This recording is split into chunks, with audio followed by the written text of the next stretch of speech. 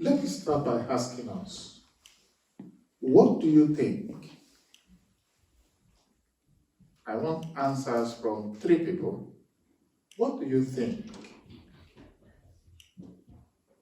in your view? And like I've always said, there are no right or wrong answers. It's just the way you are perceiving it. What do you think is the purpose of restoration? We've been talking about restoration. What is the purpose, the divine purpose for restoration? I want 3 people, just calm down, don't be anxious, and just give me an answer. You will be right, because definitely you are catching some revelation of some part of it. What do you think? Anyone? Yes, Brother Mark. Jesus, to bring glory to him and honor and to extend his kingdom throughout the earth. Amen. It's about Jesus. It's about bringing glory to Jesus. It's about extending his kingdom throughout all the earth. Great. So key words there, just notice Jesus Christ, the kingdom, the glory, and the advancement of the kingdom. Amen. Those key words are important. Yes? For God to restore our lost glory. For God to restore our lost glory. Amen. I want you to take note of that. That's why I said everyone will be right. Because you are seeing something. Because God is already speaking to us and revealing something to us. And I'm very impressed with the way the Spirit of God is inspiring us this morning. Amen. Yes, another person. Yeah, Ariana. Going into what Brother Anthony said, for God to restore our glory. If we see in Genesis, we were living at the right place with God, and then God took us out. As soon as Adam and Eve went out, God made a plan, and that plan was fulfilled when Jesus then died. So that all of us, because it used to be just a group, a separate group, that they used to call him Father. Then the purpose of God, the restoration, was for the all humanity to come to God. Amen. So that humanity is not by us saying, oh, my blood is the same as Abraham. It's written in Ephesians where it says, for by the grace you've been saved. Amen. Through faith, Amen. not of yourself. It Amen. is the gift of God, no results of work. So Amen. the restoration is a gift that is being given to us, and we just need to type in to by the plan. Amen. Genesis. Amen. Praise God. Hallelujah. Praise God. Hallelujah. Praise God. Hallelujah. Amen. Amen. I like that. Taking us back to Genesis. That's where to start from. Hallelujah. And what God is doing in bringing everyone to himself through Christ Jesus. Hallelujah. I'm glad in those 3 responses that we've got. Does anyone still have something to add to that? If you do, I said 3, but I'm happy to extend one more. Good. At the matter of 2 or 3 witnesses, a matter will be established, isn't it? Yeah. So the matter is already established. Amen. So we move on the strength of those testimonies. Hallelujah. Amen.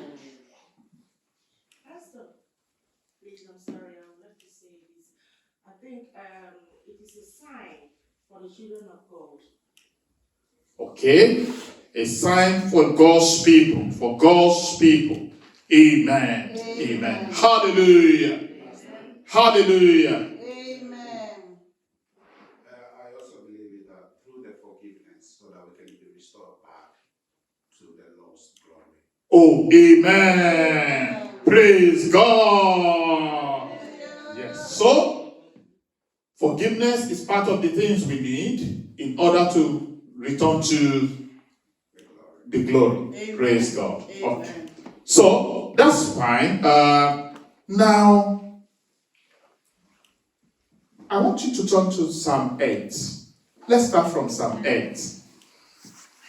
Psalm number 8. Psalm 8.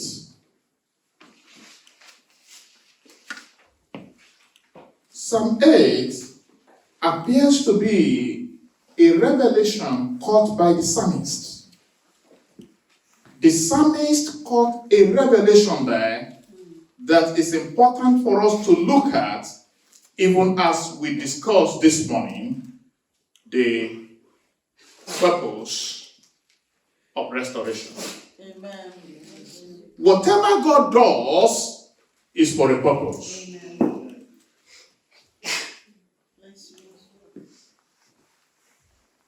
Hallelujah.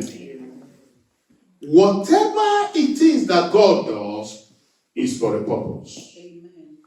God is a very, very purposeful God. He does nothing without a purpose. He allows nothing without a purpose.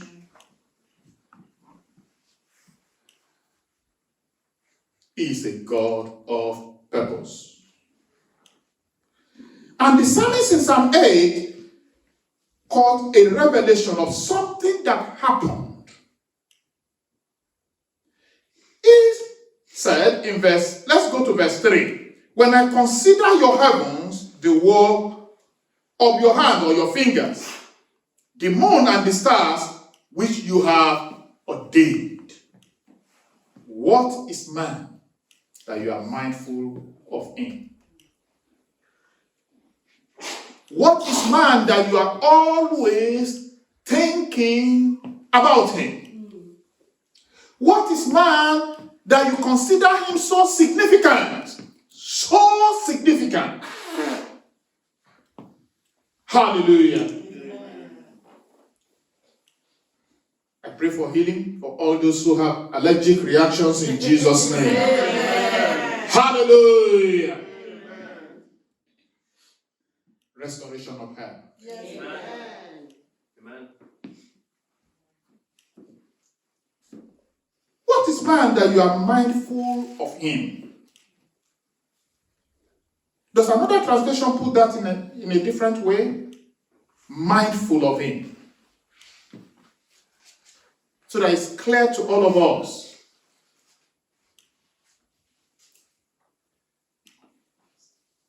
And the Son of Man that you visit him. What is it? Contemporary English version says, then I ask, why do you care about us humans? Why do you care so much about us humans? Why are you concerned for us weaklings? Why are you concerned for us who could be considered as weaklings? What is the reason? I'm concerned for this person. What is the reason for that? Why is God thinking about us? Why are we always in his mind? There's a reason for that. I think it is comforting to know that God is always thinking about you. Amen. God is always thinking about you. He's thinking about your family. Amen. He's thinking about your present and your future. God is always thinking about us because we are considered to be important in his eternal plans and purpose. Amen. Look at that. Verse 5. For you have made him a little lower than the angels, and you have crowned him with glory and honor. Hallelujah. Amen.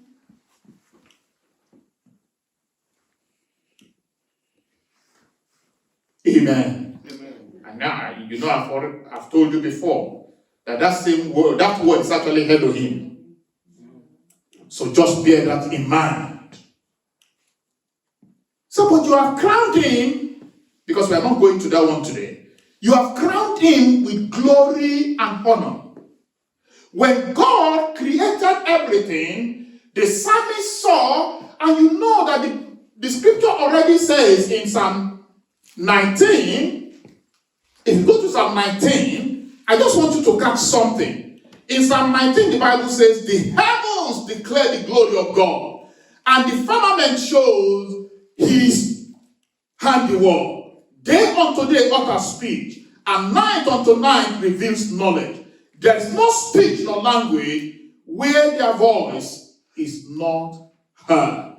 The lines have gone out through all the earth, and their words to the end of the world. Hallelujah. Amen. So, creation in itself carries the glory of God. Yes. All that you see in creation, they depict one aspect of the glory of God or the other. Amen. They are preaching, they are speaking to people. Amen. You know, there are those who just admire creation. They just go around, they just admire creation. But actually, what they are admiring is the glory of God. Amen. Is the point I'm making clear? Some have even turned it into worship. Yes? But really, what they are seeing is the glory of God in display. Yes. There is something to learn, there is something to know about God when you behold his creation.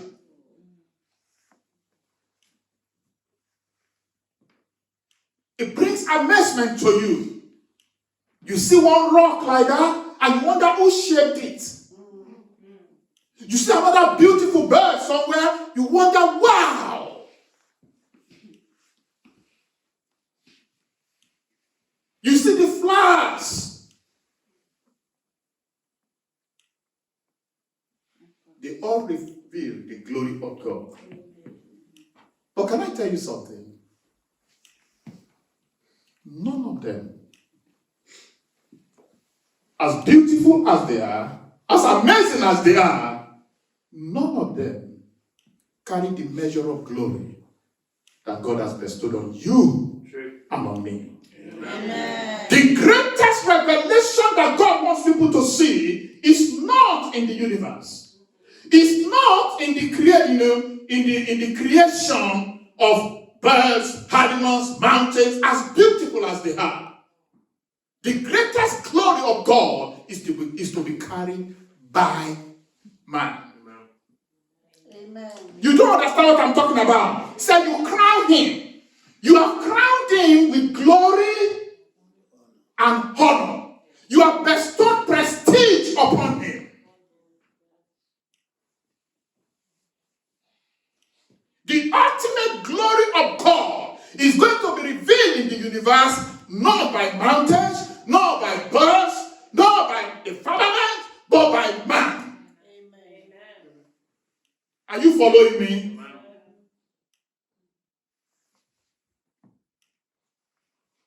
We are to reflect his glory. Amen. There is something about man that is unlike any other of God's creation.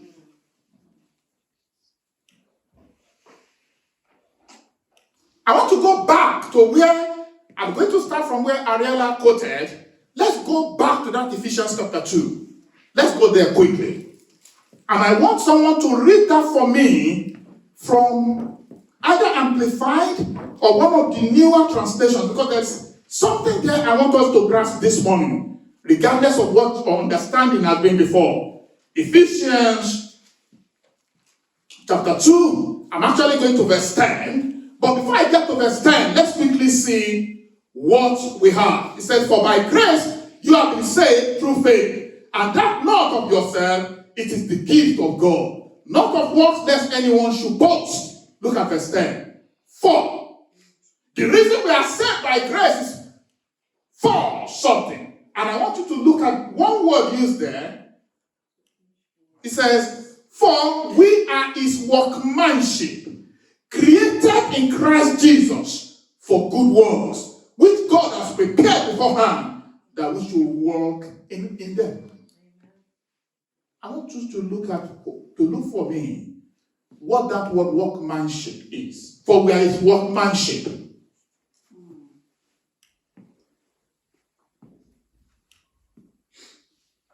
Who's reading another translation? My one. Yeah, go for passion for me.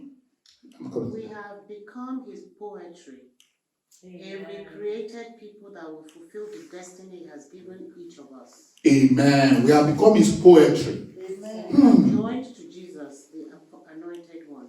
Amen. Even before we were born, God planned in advance our destiny Amen. and the good works we would do to fulfill it. Amen. I like that. I like that. But it hasn't quite touched what I'm looking for. Yes, read that. For we are God's masterpiece. We are God's masterpiece. That's what I'm looking for. Masterpiece. You know, artists, they have work they call this is the masterpiece. The template. Every other work of theirs actually is what do you call it? Is Judged against, sorry? compared to, or Yes. When you have the masterpiece, everything takes a reference from the masterpiece. Yes.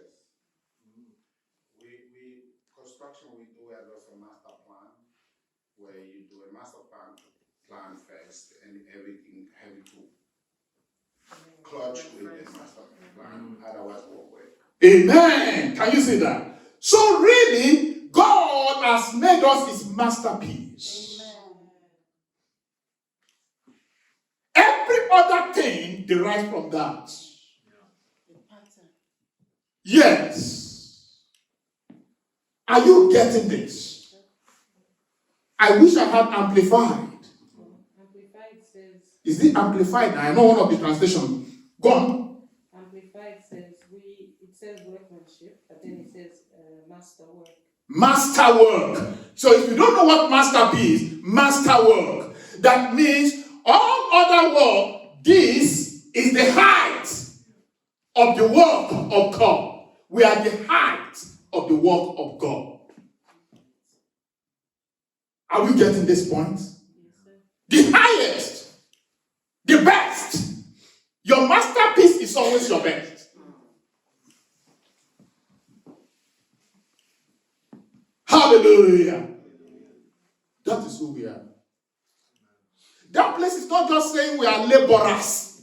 No. We are works of God. The masterpiece.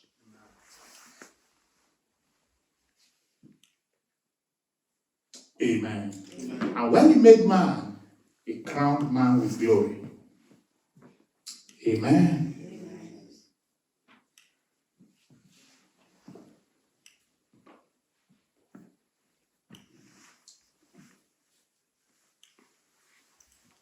But something happened, isn't it? When man fell, something happened. Like I've said before, that was the greatest tragedy that could ever have befallen man.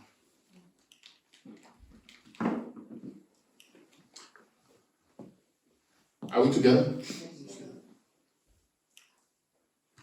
And that's why Romans chapter 3 verse 23 rightly says, who knows what that verse of the scripture says? For all have sinned and fallen short of the glory of God. So, hallelujah. When God decided to save us, he was saving us. Are you following me? to restore us, to bring us back into that lost glory, that masterpiece of his creation that he wants us to be. The most admired of his world. That's what the masterpiece is. Are you following me? The most admired. That when people behold, say, wow, nothing like this. The height of his work. Brothers and sisters, that's where we are going. The restoration of the lost glory. Let's go back to that. Psalm 8. Psalm 8. I just want us to follow from there. Because it is possible for us not to know who we are. Are you following me? When God began to recreate us, put us together in Christ Jesus, because that's a work of recreation. Because it says, if anyone be in Christ, is a new creation. So, that's recreation, isn't it? We are created, we are being recreated in Christ Jesus. That's what it means. The new creation of God is to bear the glory, the fullness of the glory of God. Hallelujah. The way the grace of God, our redemption, can be optimized is for us to keep our eyes on what God is saying and where God is taking us to. Hallelujah. Where is all this taking us to? God's intention is to restore us back to the lost glory. Not just that, higher than that. Something bigger. As that connected what Brother Anthony said and what Sister Ariela said? Yeah. Yes. And I'm going to move on quickly as we go on to what Mark said. So let's go now back to that Psalm 8. Did I say so? Yes. So let's go back to that in Psalm 8.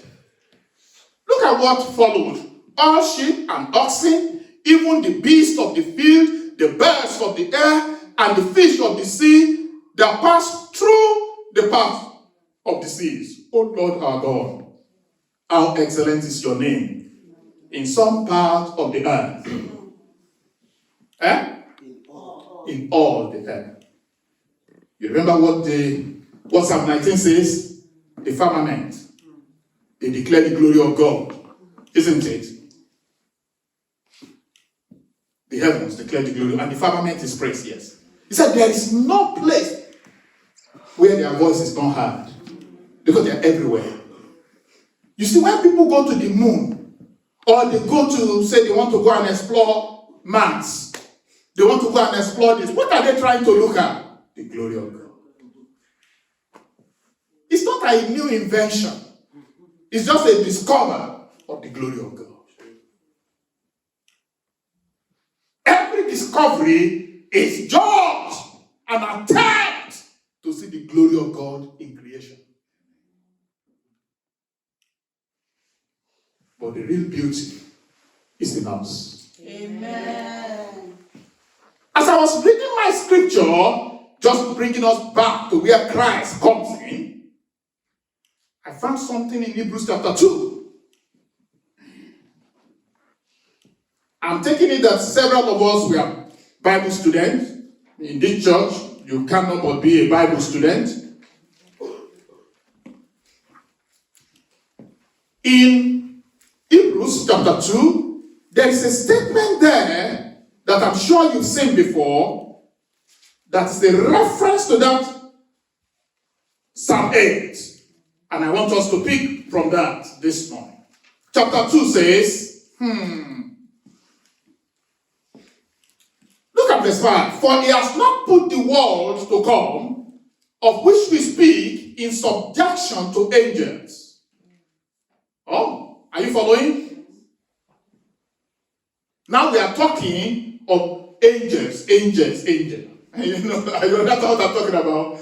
You know the angels I'm talking about here now. Yeah, the ministering spirit, the one sent to minister to us. God, no. God's plan is not primarily about them. It's about us. Amen. And that is why it is, let me quickly say this, it is heresy to worship angels. Amen.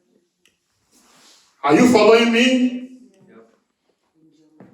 They are below us. You know there are churches, I know some churches, they call themselves spiritual churches, where they are praying, all they are shouting is Angel Michael, Angel Gabriel, Angel everything. Yes. There's nothing spiritual about that. It is heresy and it is ignorance. Are you getting it now? Please. Because we have to deal with some of these things as we go on. So if you see anyone and their worship, all they are shouting is angel this, angel that, and they are shaking like that. There's nothing spiritual about it.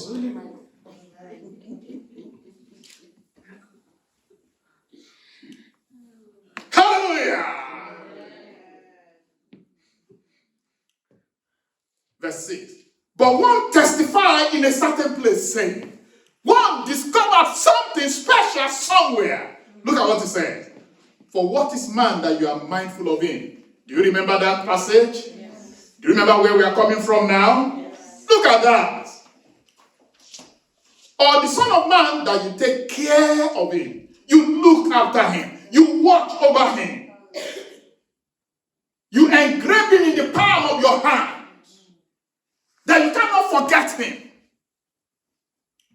Are you getting the point? Because there's a purpose. And look at what he said. You have made him a little lower than the angels. Making reference to Psalm 8. Talking, that angels there, Elohim. Alright? So, you have crowned him with glory and honor and set him over and above all the works of your hand. You have put all things in subjection under his feet. That's the plan, isn't it? But something happened. For in that he put all things in subjection under him, he left nothing that is not put under him. Nothing of God's creation was meant to rule and dominate man. Man was given dominion over them all in the glory of God.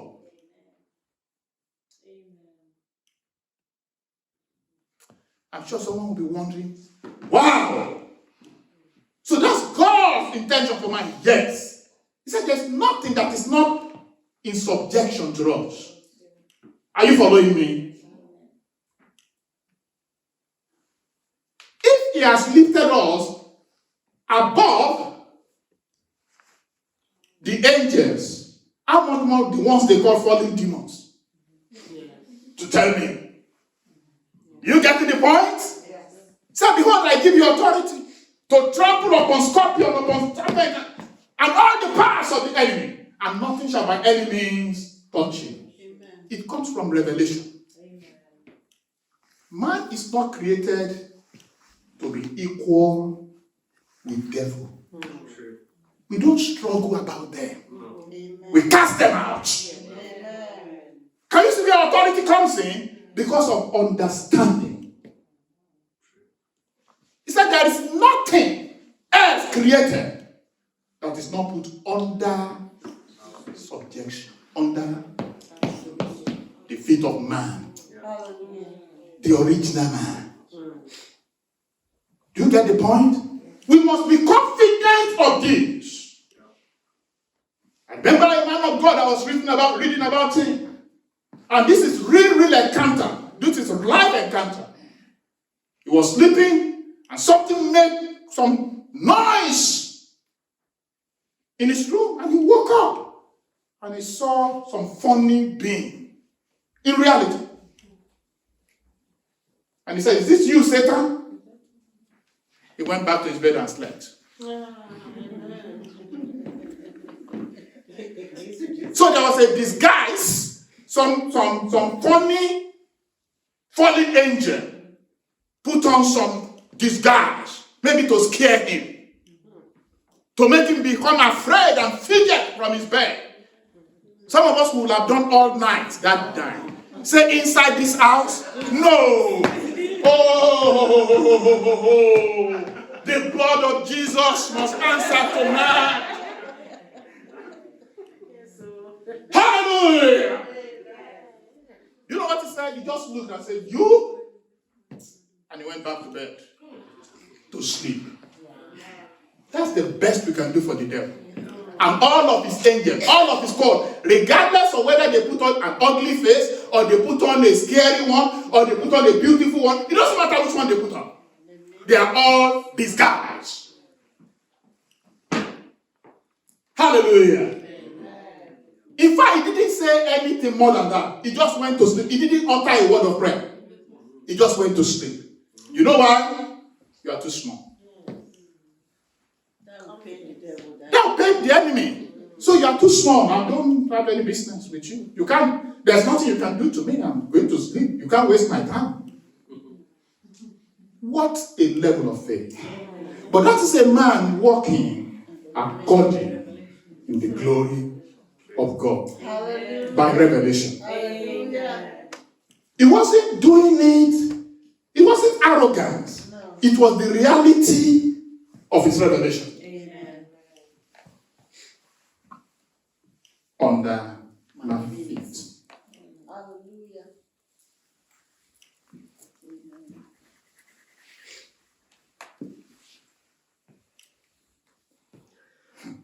I'm praying the Lord will help us. Amen.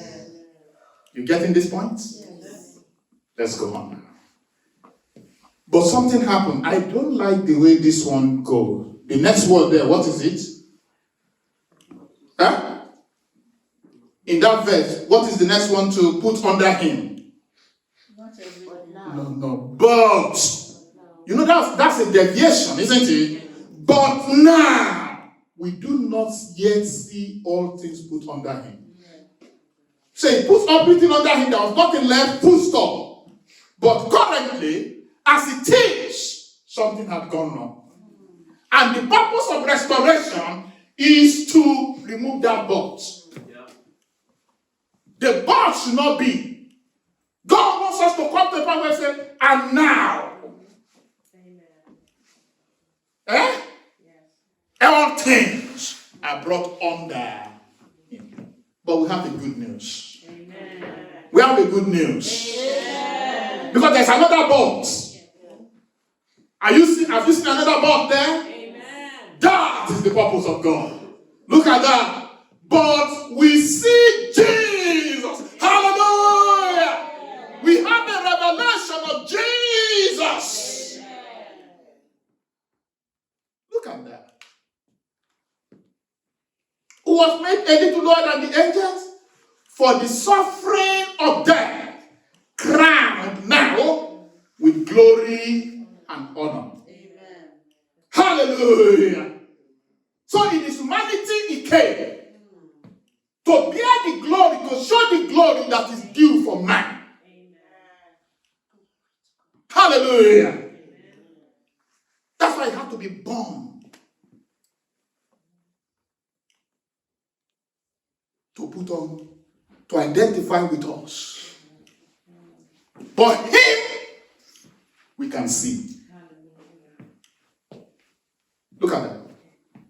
With glory and honor, that he may by the grace of God, that he, by the grace of God, might taste death for everyone. But look at the next one. For it was fitting for him, for whom all things, and by whom all things, in bringing many sons to glory.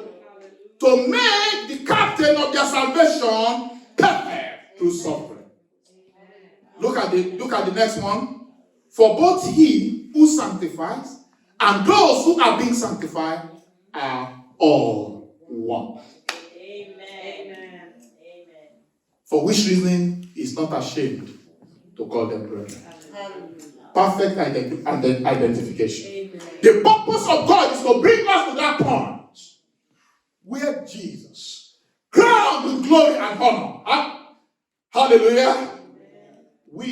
If he is crowned with glory and honor, and he identifies with us perfectly, we should also have that glory and honor restored to us. Because the purpose of God is that he might become what? The firstborn among many brethren. The glory he carried, we carry. Amen. Hallelujah. Did you ever see any demon harass Jesus? Even before he went to the cross. Amen. Did you ever see anyone like that? He walked on water. He ruled over creation, literally. Amen. The law of gravity had nothing to do with him. Are you following me? He was a man in charge. Amen. In charge. Completely in charge. Amen.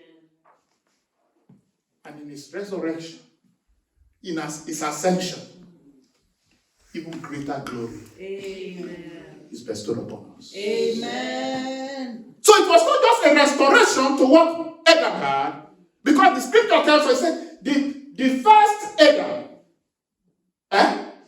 was a living soul. But the last Adam is a what? Is a life-giving spirit. One man is higher than the other. Amen. There is a glory of the terrestrial, and there is another glory of the celestial. Amen.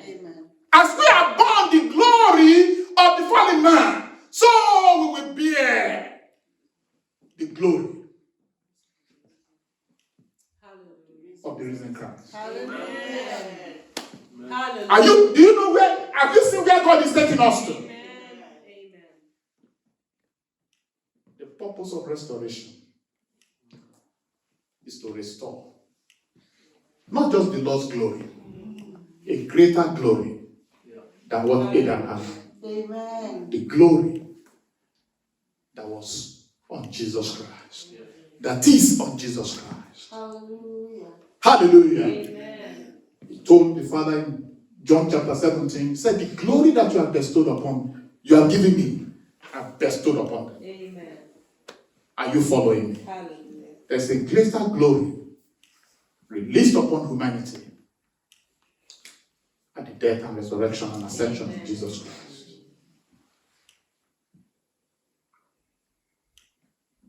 That as we have borne the image of the man of the earth, so we bear the glory of the heavenly man, Christ Jesus the Lord. It's all about glory. Are you following me? It's about glory. It's about honor. As it is in the face of Jesus Christ, who himself is the perfect reflection, the perfect radiance of the glory of God. Hebrews chapter 1. He says, who being the brightness of his glory and the express image of his person, and upholding all things by the word of his power. That's the glory we are to bear. That's what God is restoring us to. Amen. Brothers and sisters, it's all about glory. Yes. It's all about glory. This is all about glory. It's all about glory. Let me show you more. What's this by time? Oh. Let me just show you a little bit. Turn with me then. Because we are drawing something of the plans and purposes of God. of our brothers was going to talk about the restoration of creation. But until we understand what God has in mind for us, we will not be able to know exactly how to go about that. You remember some men in the Old Testament, I wonder what they saw. It must have been a revelation. They peeped into the power of the age to come. Men like Elisha. They said the water in this place is bad. The whole land is barren. It's not productive. People are miscarrying. I said, what? They said, if you can help us, because they could see a glory upon him. Why would they approach him for something like that? It's not a water engineer.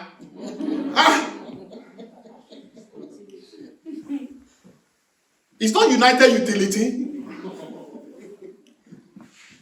But the man said, yes, that's within the glory of God that has been bestowed upon us. If creation is misbehaving, we can put it right. You know what he did? He stepped there. He said, give me a new cruise. Put salt in it. That's a revelation on his own. The Bible says he went to the source of the water. Amen. And he spoke. So he said, thus says the Lord. From now on, this water is healed. Amen. And from that day, the water was healed. Amen. The land became fruitful. Amen. Everything started producing. Amen. Nothing. He said, unto this day. Amen. Men who understood the glory. And it was just a foretaste. Amen. Amen. What they saw was a foretaste. How many of you believe that? That God can bring us to a place where we can correct things that are wrong, even in creation. Are you following me? We can turn barren land into fruitful place.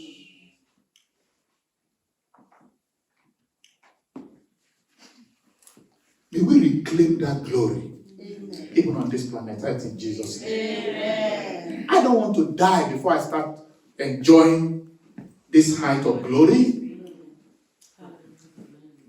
Because some men will live it. They will live in the reality of it.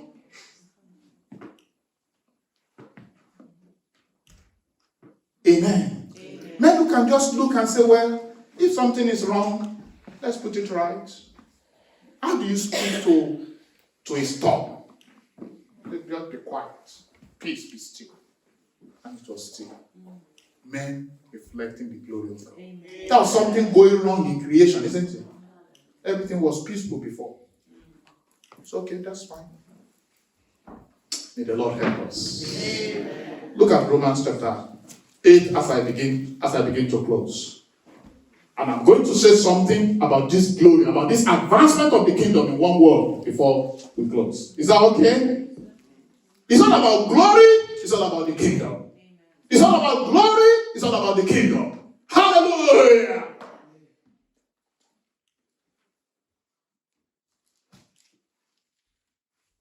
Look at Romans chapter 8. We will still talk about restoration of creation another day, but I'm just quickly saying something here. Romans 8, are we there? Yes. Are we there? Yes, it says, for whom he foreknew, verse 29, he also predestined to be conformed to the image of his Son. Are you following? That he might be the firstborn among many brethren. Moreover, whom he predestined, this he also called. Whom he called, did he also justify. Why did he have to justify us? And whom he justified, he also glorified. He also bestowed glory upon. Hallelujah. Amen. Did anyone enjoy this one? Yes. I'm enjoying it. Because we must understand the purpose of restoration. There are some scriptures that I've not quoted yet that we may have to explore another day. I'm sure you have heard how that God, in all things, in Colossians, for instance, let me just speak Colossians, it says, for it pleased the Father that in him all the fullness should dwell, and by him to reconcile all things to himself. By him. Who? Who is that him? Christ. That's where Jesus comes in. And it's about glory. Whether things on earth or things in heaven, having made peace through the blood of his cross. There's a lot the blood, the shedding of the blood of Jesus Christ on the cross of Calvary has achieved for us. We have yet to taste. We are just tasting the bit of it. There's greater glory for us, people of God. There's greater glory for us, people of God. And the greatest glory that the whole world is waiting for is the manifestation of the sons of God. To liberate creation from decay, from destruction. May we rise up to the height of glory that God has for us. Habakkuk 2:14 says, for the whole earth shall be filled with the knowledge of the glory of God as the water over the sea. That's not talking about mountain. It's not talking about trees. It's talking about the glory of God that is born by men and women just like you. So that wherever we go, the glory of God is beheld. Wherever we turn, the glory of God is seen. Wherever we are, the glory of God is there. And in the atmosphere of his glory, great things happen. Great things happen. Great things happen. Lives are changed. People are transformed. Even lives are changed. May the Lord help us in Jesus' name. Bow down heads and just thank God this morning. I don't know what you have heard. I don't know what you have learned. Can I just pray that God will open your eyes more to the purpose of his restoration, even in our lives. Anything that we receive that is not helping us to become more like Christ is not part of the restoration plan of God. True. Amen. So everything that God is doing in our life at this time is for one purpose. To make us more like Christ. And to reflect his glory more and more. Amen. God bless you. Have a great week.